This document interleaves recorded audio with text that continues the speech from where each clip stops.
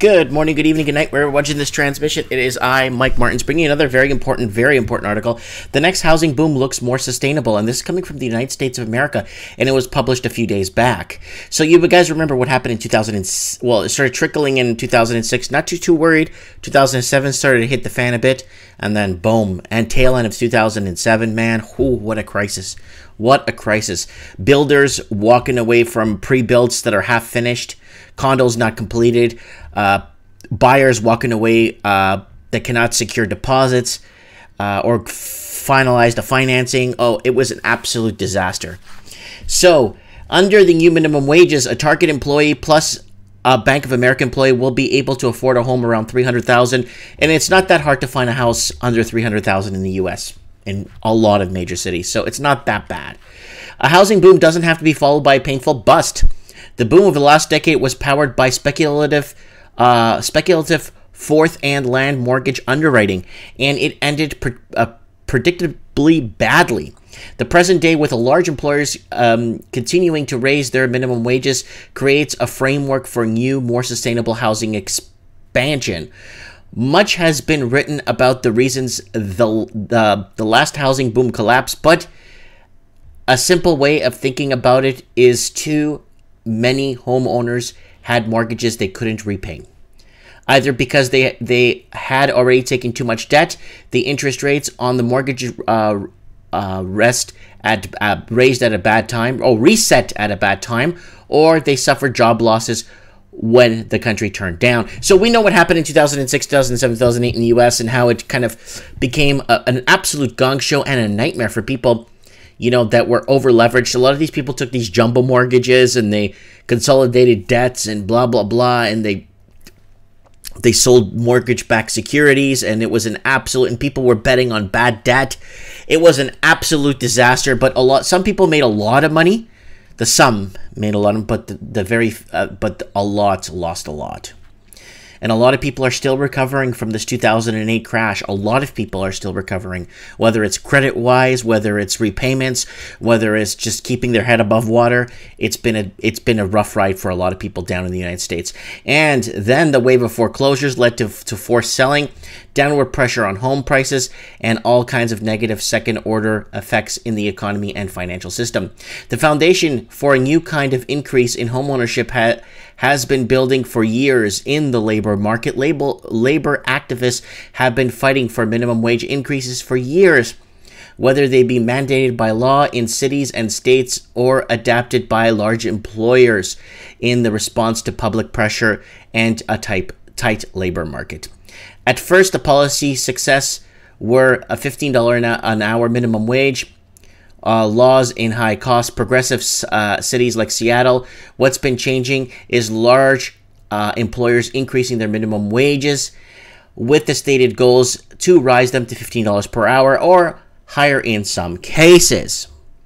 Costco raises minimum wage to $15 an hour last month. Target just raised minimum wage to $13 an hour with the goal of getting it to $15 by next year. Many large banks raised the minimum wage to $15 in response to the Tax Cuts and Jobs Act, but Bank of America is taking it a step further, going to $17 an hour next month and $20 an hour by 2021. In high-cost cities, $15 or $20 an hour might still not go very far given the cost of living. But when those minimum wages apply across the country, they create financial options for employees in lower cost communities. Consider a two-income household in 2021 in which the person is a Bank of America employee making $20 an hour and the other Target employee is making $15 an hour. If both people work full-time, that's a household with $70,000 a year income. A household in that income bracket can service a mortgage house for $250,000 to $300,000. Bravo. That's what I want to hear. But you know what, guys? There's people in Vancouver, in Sydney, in Auckland, in Melbourne, in London, in Toronto that are servicing a $1.6 million mortgage on a $90,000 income. See, $70,000 a year income could buy you $250,000 to $300,000. We brought this up on Mike in the Night. We brought these mortgage calculators up many times. This is not new news, guys. This is not Huey Lewis in the news. This is like the reality. You make 70 large a year, American, which is 70, 80, 87,000 Canadian and like 94,000 Australian dollars. You should be able to afford a house for $250,000 to $300,000. With loan from the Federal Housing Administration with 3.5% down in lower cost communities, that's a lot of house. In addition to giving involuntary renters a chance to at home ownership, this also creates some intriguing possibilities for metro areas with older neighborhoods in need of investment and revitalization. A problem in some older working class neighborhoods is that their homeowners age, houses are not well maintained, and they start to wear out. When those homeowners eventually vacate the houses, they're in despair.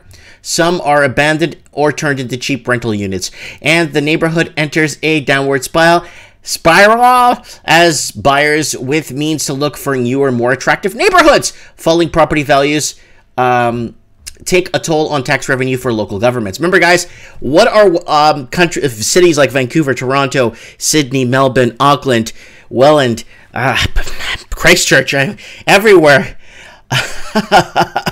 London, Manchester, where are Edinburgh? Edinburgh, what's the other one more? Belfast. How are they gonna... Dublin. How are they gonna... They're not making that income off stamp duty and taxes, stamp duty tax and all that stuff. How are they gonna get to get those cities' revenues going so they can maintain those cities? Who's going to pick up the garbage? It might be private now. You might have to pay a private person to pick it up. Same thing with your water. Who's going to pay? You know, it's going to be, well, your water you pay for. But I mean, a lot of things. They're just going to raise taxes is what they're going to do to the people that didn't buy into this crap. And these types of aging communities are great for opportunities, neighborhoods in need of new residents, and investment using a mix of tax breaks. So what they need is first-time buyers. First-time buyers is the key to any housing market. I brought this up many, many times over the years. Once the fresh blood doesn't enter the market, people are just trading houses between each other. Without the first-time buyer getting in the mix with the first-time entry-level home, not these first-time entry-level homes I saw in New Zealand and Sydney. $1 million, a great starter family house, 2-bedroom and a bath for $1 million. Come on, guys. Putting them back on tax rolls and governments for working-class households that lack college degrees, it's an opportunity to transition from renting to home ownership. Luckily, I don't have a college degree. Woo. I'd be in a 10-floor mansion with 72 bathrooms and 2,000 baths. Not only would housing expansion like this be more sustainable, backed by workers with real incomes and better mortgage underwriting, but it would also provide a public benefit in revitalizing communities that would really use the help. You see, that's smart by America. Do you know why it's smart? I'll tell you why it's smart. Because they're depending on the private sector jobs to help fund the housing market, not the public sector government jobs. Oh, I work for the government. Yeah, but my taxes are paying you to work for the government. You're not really, you know, helping the community at all. Let me know what you guys think in the comments below. If you're living in the United States of America, please add me on Skype at Mike Martins 1980 on Skype. Join us on Trends in the Housing Market every Wednesday night. I'd like to hear Wednesday night, 7 p.m. Pacific time, Western Pacific time, LA County time, Seattle time, Oregon time, and part of Alaska time. Let me know if you guys could add me, get you guys on the show Wednesday nights with live discussion. If you're from the United States, I'd like to hear from you. Comment below, and thanks for watching.